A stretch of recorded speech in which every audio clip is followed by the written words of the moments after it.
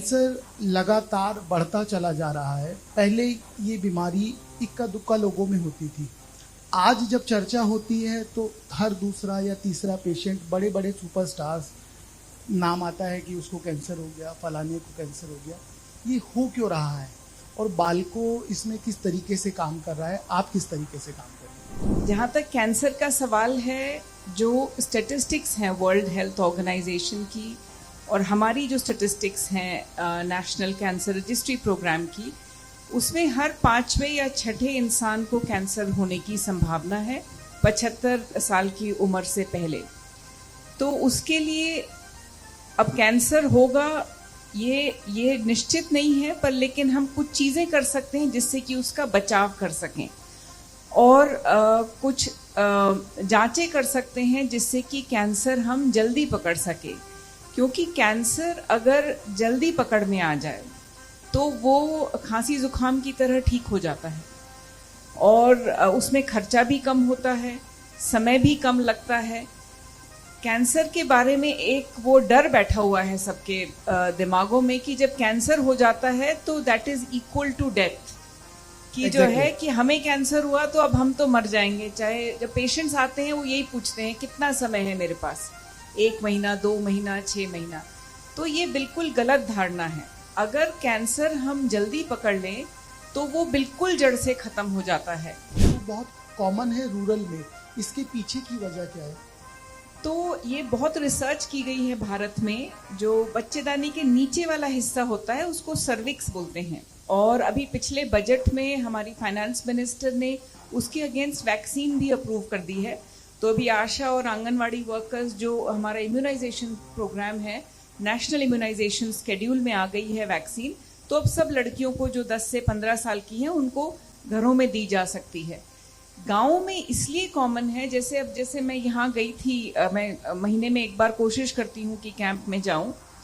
तो जो लेडीज़ हैं वो तालाब में नहाते हैं और वो तालाब का पानी जो है ठहरा हुआ है, तो उससे क्या है, इन्फेक्शन बार बार होने के चांसेस हैं। उसको क्रॉनिक सर्विसाइटिस बोलते हैं।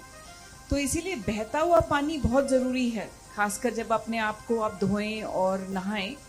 और दूसरा है कि जो एक रेजिस्टेंस है सैनिटरी पैड्स यूज़ करने के लिए, तो मेंस्ट्रुअल हाइजीन पे हम बहुत काम करते हैं। हमारी नर्सेज ने गाँव में जाके स्किट किया, मतलब ड्रामा बोलते हैं, जो स्ट्रीट ड्रामा प्ले किया, उसमें बताने के लिए कि जो उनके जो कपड़ा वो सुखाते हैं वो अगर धूप में सुखाएं तो बैक्टीरिया वगैरह जो कीटाणु है वो मर जाएंगे।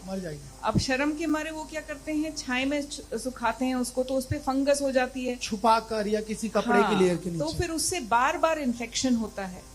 तो मेरे हिसाब से मेंस्ट्रुअल हाइजीन बहुत इंपॉर्टेंट है। ये कारण है कि गाँव में ज्यादा सर्विक्स कैंसर है, शहरों में ज्यादा ब्रेस्ट कैंसर है। मैम इसी पे सवाल है, कारण, क्योंकि अक्सर हम देख रहे हैं बहुत कम एज की लड़कियों में ब्रेस्ट कैंसर की चीजें अक्सर देखने को मिल रही। इवन सेलिब्रिटीज, अभी हाल ही में एक सेलिब्रिटी है हिना खान, जिन्हें ब्रेस्ट कैंसर डायग्नोज हुआ है। इसके पीछे कारण क्या है और सिम्टम्स क्या है, कैसे ये लड़कियां समझें? शहरों में अब जैसे दिल्ली, बैंगलोर को बोलते हैं breast cancer capital, rectal cancer. Actually जो इन्फेक्शन रिलेटेड कैंसर्स हैं, जैसे सर्विक्स कैंसर, पेट का कैंसर, ये इन्फेक्शन रिलेटेड कैंसर्स हैं। स्वच्छ भारत जो अभियान चला है उससे ये इन्फेक्शन रिलेटेड कैंसर्स कम हो रहे हैं, पर जो लाइफस्टाइल रिलेटेड कैंसर्स हैं, जैसे ब्रेस्ट कैंसर हुआ, कोलर आंतों का कैंसर हुआ, ये बहुत तेजी से बढ़ रहा है।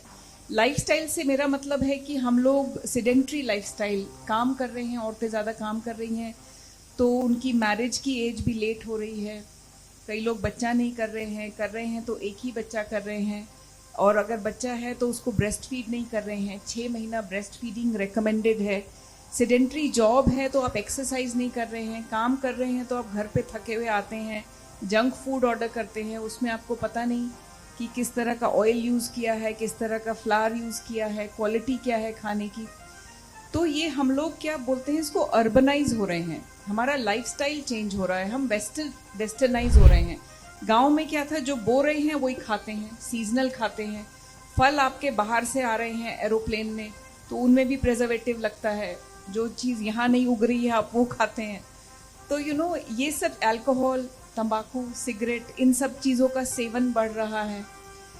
तो ये सारे लाइफस्टाइल रिलेटेड चीजें हैं। भारत में करीब 60% कैंसर्स प्रिवेंटेबल हैं। मतलब ये आपके हाथ में है कि आपको कैंसर ना हो।